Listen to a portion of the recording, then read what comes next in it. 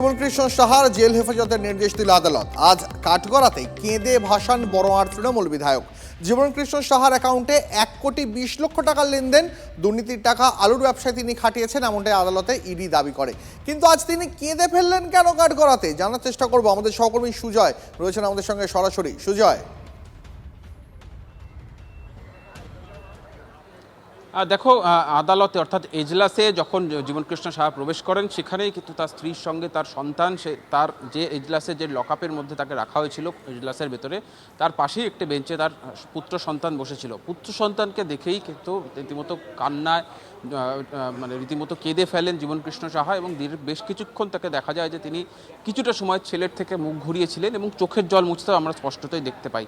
কিছু সময় পর নিজেই নিজেকে সামলান, চোখের জল মোছেন, আবার চশমা পরে ছেলের সঙ্গে কথা বলার চেষ্টা করেন, পুত্র সন্তানের সঙ্গে কথা বলার চেষ্টা করেন। কিন্তু সেখানে আদালতে উপস্থিত যারা পুলিশ কর্মীরা ছিলেন তারা তাকে বাধা দেন, যেহেতু তিনি আদালতের ভেতরে রয়েছে এবং আদালতে বিচার চলছে, বিচারক রয়েছেন, তাকে নিষেধ দেন। পরবর্তীতে দেখা যায় যে সেই সময় তার স্ত্রী, তার চোখেও কিন্তু জল ছিল, অর্থাৎ আবেগে আপ্লুত হয়ে জীবনকৃষ্ণ সাহা কেঁদে ফেলেছেন।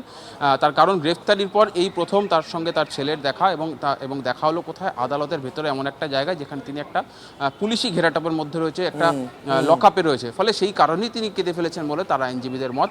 এবং আজকে জীবনকৃষ্ণ সাহাকে ইডির তরফ থেকে জেল হেফাজতের আবেদন জানানো হয় এবং 12ই সেপ্টেম্বর পর্যন্ত